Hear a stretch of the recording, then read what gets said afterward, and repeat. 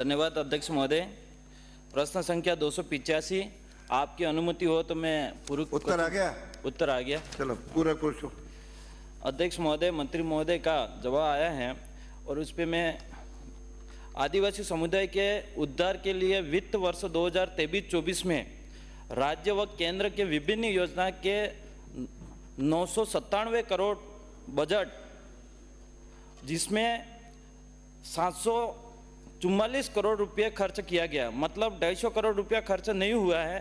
पैसा क्या खर्च नहीं हुआ और उस बजट के आगे क्या किया गया, इसमें भी विशेषकर केंद्र की जो पीएमजे योजना के राज्य के लिए आवंटन 100 करोड़ में से 1 रुपया भी खर्च नहीं बताया। तो क्या ये पैसा केंद्र सरकार ने दिया या नहीं? यदि हाँ तो उसके लिए राज्य सरकार की तरफ से क्या प्रयास किया गया?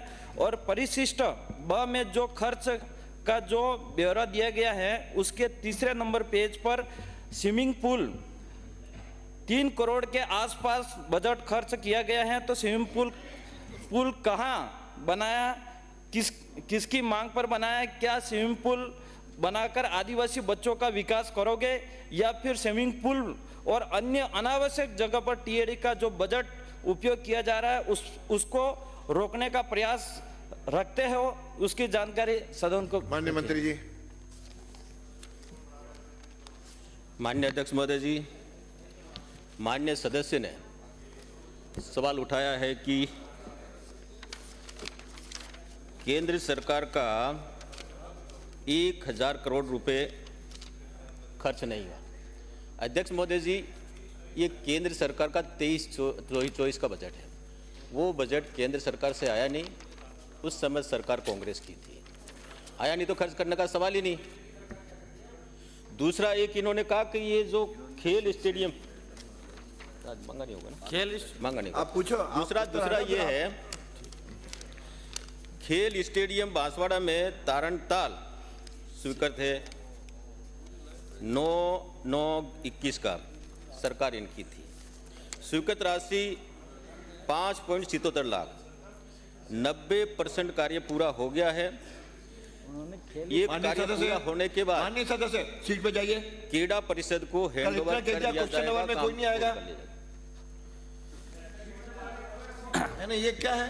अध्यक्ष महोदय, मंत्री महोदय को मैं बताना चाहूँगा, मैंने स्विमिंग पूल के बारे में पूछा था, स्टेडियम के बारे में नहीं और सरकार के बारे में नहीं।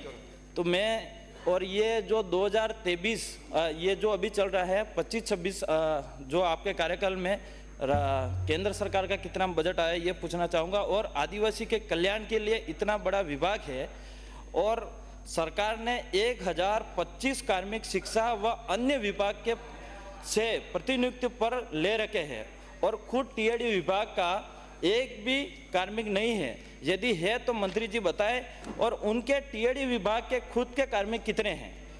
छात्रावास अधीक्षक के जो 470 वार्डन के पदों पर भर्ती के लिए जो प्रक्रिया जारी है, तो क्या माँबाड़ी के केंद्र 100% एसटी वर्ग शिक्षा सहयोगी लगा रखे हैं? उसी तर्ज पर 770 वार्डन पदों पर एसटी वर्ग के अभ्यर्थी लगाने की मंशा रखते हो?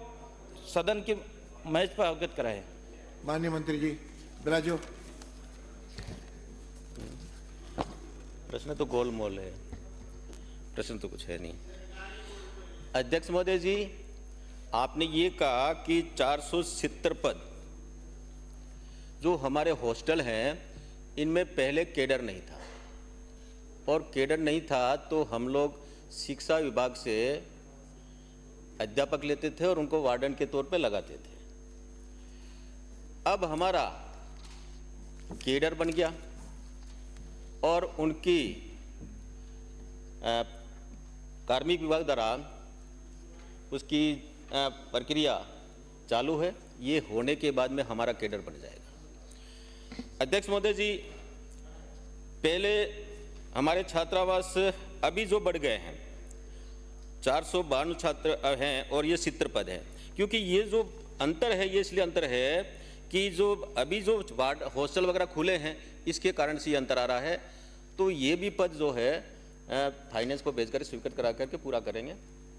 अगला प्रश्न है श्री सर, रामकेश। एसटी एक के सेकंड। जो वार्डन आपके है दो हो वो गए, आपके 2 हो गए बिराजो। सर छोटा 2 प्रश्न हो गए, 2 में भी आपने लंबा, ठीक है आपने पूरा, बैठिए।